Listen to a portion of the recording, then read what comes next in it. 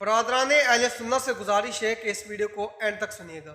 ولی اللہ ہم بھی مانتے ہیں، یہ بھی مانیں، ولی اللہ ماننے پہ تو اختلاف نہیں ہے۔ ہماری بات ختم ہوگی، آپ بھائی آپ 10 گھنٹے کریں۔ بسم اللہ، ماشاءاللہ جی ماشاءاللہ۔ اتنی کافی زیادہ انہوں نے بات ایک ہی تھی ساری طرف، جو انہوں نے مطلب آپ نے کافی ٹائم لگا کے پڑھی ہے، اور یہ مشہور و معروف بات ہے کہ لا الہ الا اللہ محمد رسول اللہ پر زور تو تب دیا جاتا جب اس سے کوئی انکار کر رہا ہو۔ ہم تو اس سے انکار کر ہی نہیں رہے ہیں۔ جب کسی بھی روایت میں ساتھ علی ولی اللہ میں نے دکھا دیا تو کہاں نہیں ہونا، کسی روایت میں نہ ہونا، اس کا اس بات کی دلیل ہو ہی نہیں سکتا کہ وہ ہے نہیں۔ کسی چیز کا کسی روایت میں نہ ہونا اور دوسری روایت میں ہونا، اس کا مطلب یہ ہوتا ہے کہ وہ چیز بھی موجود ہے۔ یعنی ایک روایت میں اگر لا الہ الا اللہ محمد رسول اللہ، اب سر آپ پلیز نہ بولیں، مجھے بولیں، آپ نے اپنا موقف دے دیا، میرا موقف لے لیں۔ کسی روایت میں لا الہ الا اللہ محمد رسول اللہ کا ہونا اس بات کی دلیل ہے ہی نہیں کہ اس میں علی ولی اللہ موجود نہیں ہے۔ میں نے بہت ساری روایات دکھا دی ہیں، امام علی رضا علیہ السلام کی روایت دکھا دی، ہماری اتنی کتب میں روایات موجود ہیں کہ ولایت کا اقرار ضروری ہے، وہ ہم کرتے ہیں ساتھ۔ کسی روایت میں نہیں ہے تو اس کا یہ مطلب ہرگز نہیں ہوتا کہ وہ ہے نہیں۔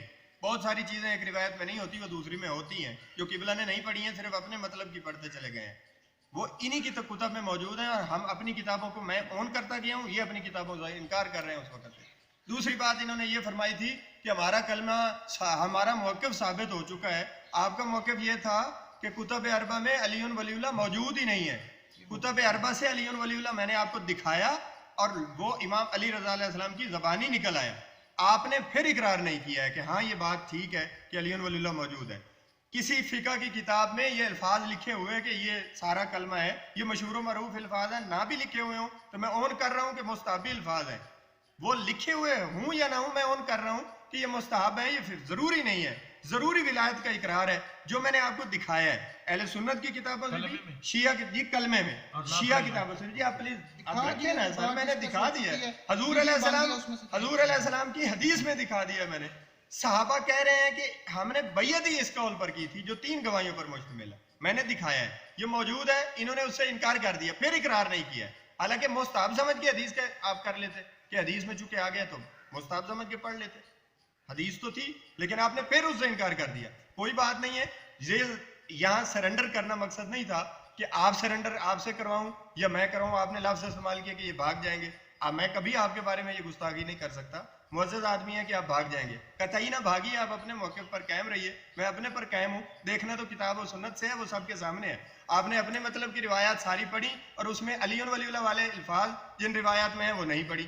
دونوں روایتیں موجود ہیں اور میں دونوں کو اون کر رہا ہوں۔ یہ اپنے مطلب کی لے رہے ہیں، دوسرے کو ڈس اون کر رہے ہیں، یہ ہے انصاف ان کا، یہ ہے ان کا موقف۔ دوسری بات یہ ہے کہ جس کتاب کو مجھ سے پہلے انکار کروایا اسی سے بات شروع کی، یہ دلیل تھی ان کی بات، ان کی ضائع ہونے کی بات، کہ جو کتاب مجھ سے اقرار کروایا، میں نے کہا ہے کہ یہ عالم ہمارے ہاں اختلاف کا شکار ہے، وہ اس کو کئی گروہ شیعوں کے انکار کر رہے ہیں اس کے۔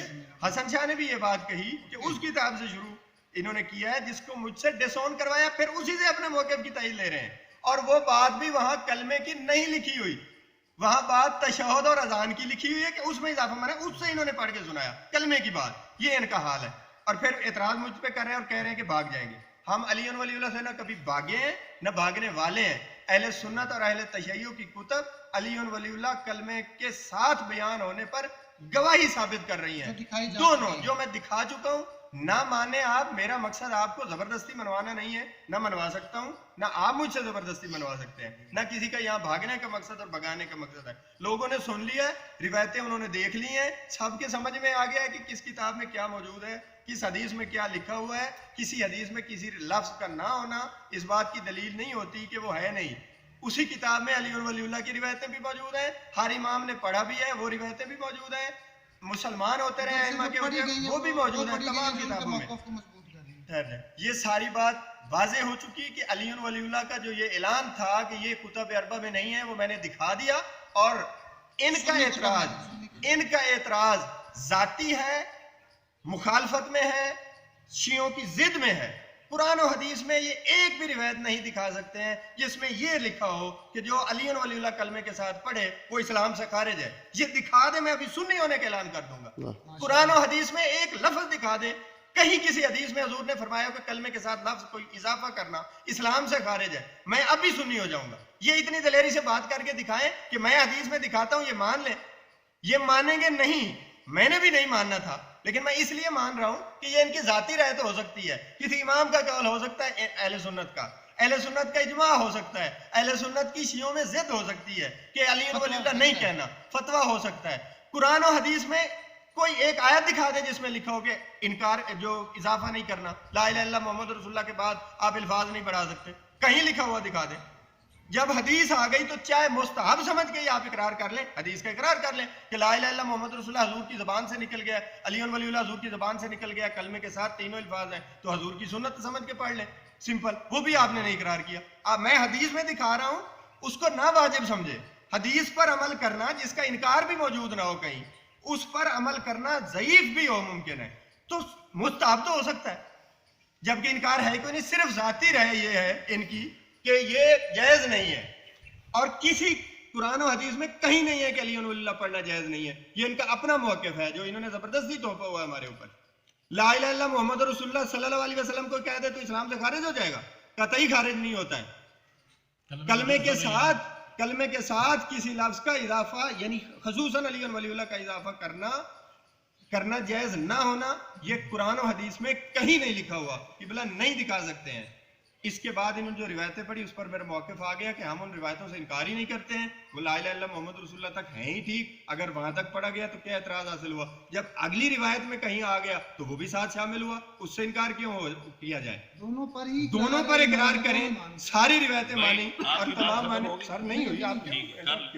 پھر انہوں نے تحفۃ العوام کتاب دکھائی، وہ سیم سٹیٹس اس کا پہلے تھا لیکن اس سے بھی میں نہیں انکار کر رہا ہوں کیونکہ وہ جو روایات موجود ہیں ہم ان سے انکار ہی نہیں کرتے ہیں کہ جو الفاظ آگے ہم پڑھتے ہیں وصی رسول اللہ و خلیفۃ و بلا فضل وہ مستحب الفاظ ہیں.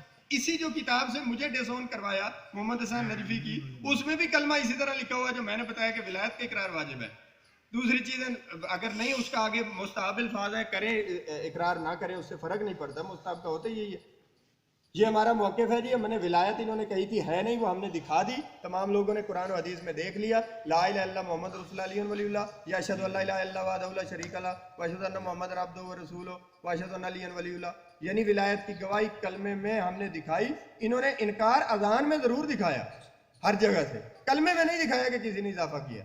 کلمے میں ولایت کی گواہی کہیں نہ کہیں کسی نہ کسی صورت میں مولا علی کا نام موجود ہے اور یہ اہل سنت اور شیعہ کتابوں میں ثابت ہے، اس سے انکار نہیں ہے. یہ خود بھی پنجابی میں ثابت سمجھتے ہیں، عربی میں نہیں سمجھتے ہیں. اتنا سارا فرق ہے ان کا اور ہمارا. عربی میں یہ نہیں مانتے، پنجابی میں اردو میں اعلان کرتے ہیں کہ علی اللہ کے ولی ہیں لیکن یہ کہتے نہیں ہیں.